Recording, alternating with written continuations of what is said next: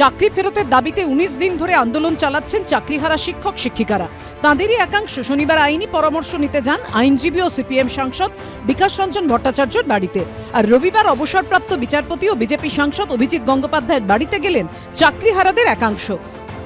শনিবার আইনজীবী বিকাশ রঞ্জন ভট্টাচার্য স্পষ্ট জানিয়েছিলেন, আইনত চাকরি ফেরত পাওয়া অসম্ভব। ওদের তো ভুল বোঝানো হয়েছিল যে ওরা কাজ ফিরে পেতে পারে, নতুনভাবে পরীক্ষায় বসে ওদের যা যোগ্যতা আছে সেই যোগ্যতা এবং মেধা দিয়ে ওরা আবার চাকরি ফিরে পেতে পারেন।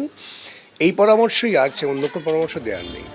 কলকাতা হাইকোর্টের বিচারপতি থাকাকালীন অভিজিৎ গঙ্গোপাধ্যায়ের এজলাসে দীর্ঘদিন ধরে চলে স্কুলে নিয়োগ দুর্নীতির মামলা। তার দেওয়া একের পর এক নির্দেশে অস্বস্তিতে পড়ে রাজ্য সরকার। পরে তিনি বিচারপতির পদ ছেড়ে রাজনীতির ময়দানে নামেন, যোগ দেন বিজেপিতে। লোকসভা ভোটে তমলুক থেকে জিতে হয়েছেন সাংসদ। রবিবার সেই অবসরপ্রাপ্ত বিচারপতির বাড়িতে গেলেন এসএসসি 2016 চাকরিহারাদের একাংশ। তাদেরকে রিভিউ পিটিশন দাখিল করার পরামর্শ দিলেন অভিজিৎ গঙ্গোপাধ্যায়।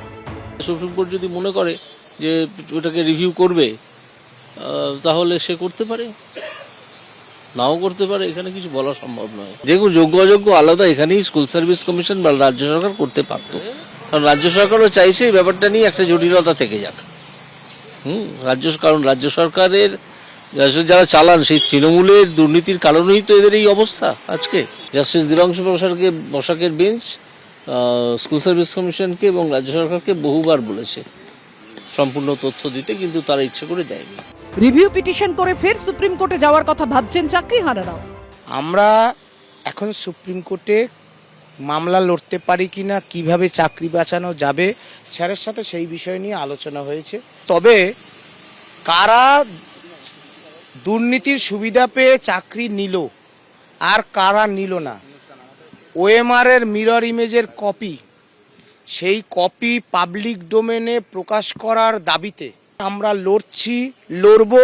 আমি মনে করি আইনি পথে আমরা শেষ বিন্দু অবধি লড়াই করব। মুখ্যমন্ত্রী আমাদের নির্দেশ দিয়েছেন, ফলে এখনই এই ধরনের নেতিবাচক ভাবার বা নেতিবাচক কথা বলার, যে নেতিবাচকতা অনেকদিন ধরেই ওদের মাথায় ঢোকানো হচ্ছে, সেটাই আমি বলবো যে সেটাকে না বিশ্বাস করে সরকারের ওপর, মুখ্যমন্ত্রীর ওপর আস্থা রাখতে, কারণ মুখ্যমন্ত্রী সরাসরি ওদের সঙ্গে বৈঠক করেছেন, মিটিং করেছেন।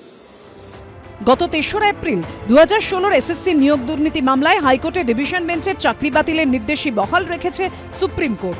শিক্ষক শিক্ষিকাদের পাশাপাশি গ্রুপ সি ও গ্রুপ ডি কর্মী মিলিয়ে চাকরি হারিয়েছেন প্রায় 26,000 জন। পরে অযোগ্য হিসেবে চিহ্নিত নন এমন শিক্ষকদের 31শে ডিসেম্বর পর্যন্ত চাকরির মেয়াদ বাড়িয়েছে সুপ্রিম কোর্ট।